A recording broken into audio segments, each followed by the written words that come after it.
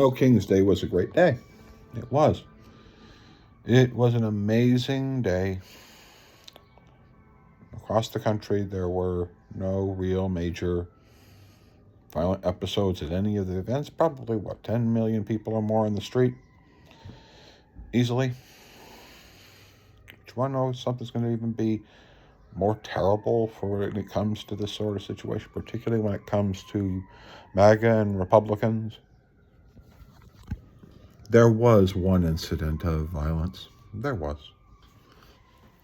And that was Minnesota lawmaker Melissa Hortman, an assembly person in the state assembly who was murdered with her and her husband by a MAGA person in an assassination attempt that actually was successful. And then the state senator, John Hoffman, had bullet holes in him also from this MAGA psycho fuck who murdered people. Sorry about saying the word, just it really upsets me that our country is now doing this. But I also know one thing. This is probably the worst thing that ever could have happened to the Republican Party, particularly now. Because of the contrast that just became immortal. No King's Day was a massively peaceful and very successful protest with no injuries of any kind. Conducted after people like United States Senator Alex Padilla, my U.S. Senator, who was put in handcuffs for asking a question.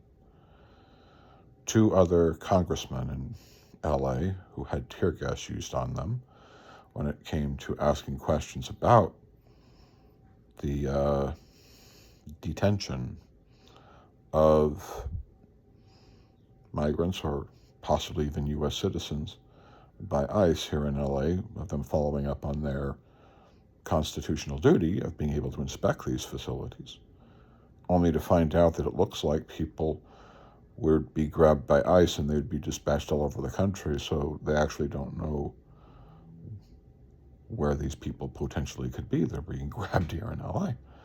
Oh, one other thing. The same thing also goes with New Jersey, right? The arrest of a judge. So let me just play this to you, Republicans. You just ruined yourselves. See, the biggest problem about having the assassin, the man who killed, the only violence that really took place on No King's Day. That man has been abducted by the Minnesota police. In other words, no, Attorney General Pam Bondi, you're not going to be able to get an attorney that will excuse his political leanings. It's going to be prosecuted in Minnesota. And yes, it's going to be political. And it's going to be political because, assassinations of lawmakers is kind of a political act. Yeah, that's a political act. There's going to be a funeral. And that funeral is going to be attended by every Democrat that exists. And it's going to be used forever because it's where history will always be made about this day. History will always be made about this day, about the arrests of Democratic lawmakers asking questions that their constituents have,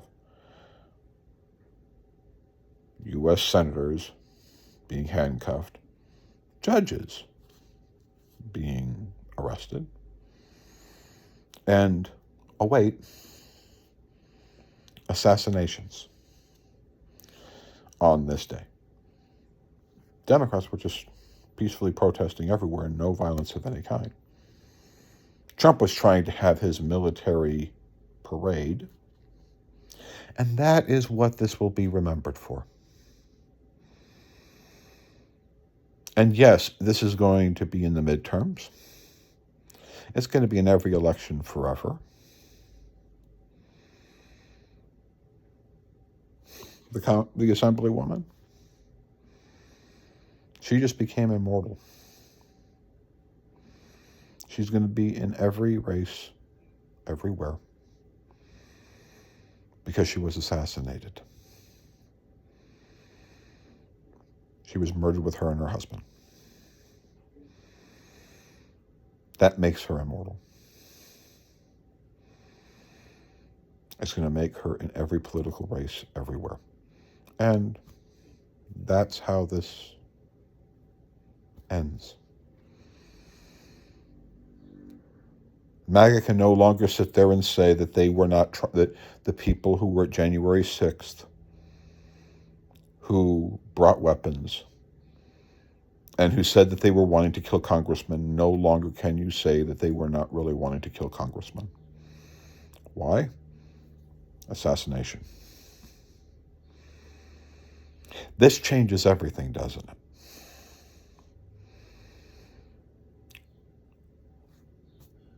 The midterms are going to be brutal. The election between now and then is going to be brutal because this man's trial is going to happen. And the only thing that is going to happen in politics for a long time is her death. And Republicans are going to try to spin it and say all this other bullshit. I don't know, that somehow it was a false flag operation. The Democrats controlled the assassin's mind and anyone else that participated with him. Because you know every scrap of political information regarding this man is going to be showing up in that trial and is going to be collected down to the nub. It's probably of the most tragic situation, of a murder, of an assassination, of a congresswoman, of an assemblywoman. As tragic as that is, it's probably going to be the thing that will bring Trump down to his knees the fastest, as well as any elected official who supports him, because they're all gone. Because this was a murder. The only violence on No King's Day was conducted by MAGA, and it resulted in an assassination attempt of an elected official, and another one with multiple bullets in him. This world has changed. And I just hope that anyone in this country who believes in some level of normalcy in our politics will understand that there cannot be one Republican left in office anymore. They all must go, because they all make excuses. They've all made excuses for this all this time. Yes, January 6th people would have killed congressmen. When they said they wanted to kill congressmen, they would have killed congressmen. The only reason congressmen are right now are breathing is because Trump did not give the order of the Insurrection Act. Because that's what they were waiting for. And that's in the testimony. You no longer can say that wouldn't happen. And the reason why that is because there is an assemblywoman who is dead along with her husband.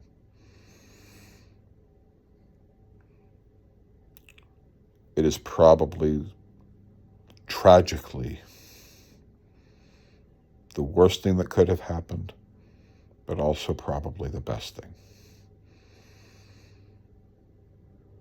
Because Democrats try to get us to reach for the best of who we are, while MAGA and Trump wants us to kill each other.